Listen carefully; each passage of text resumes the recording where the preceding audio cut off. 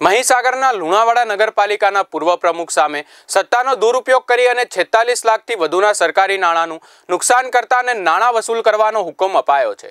લુણાવાડા નગરપાલિકાના પૂર્વ પ્રમુખ જયેન્દ્રસિંહ સોલંકી પાસેથી 30 દિનમાં નાણાં વસૂલ કરવાના હુકમથી ખળબળાટ મચ્યો છે।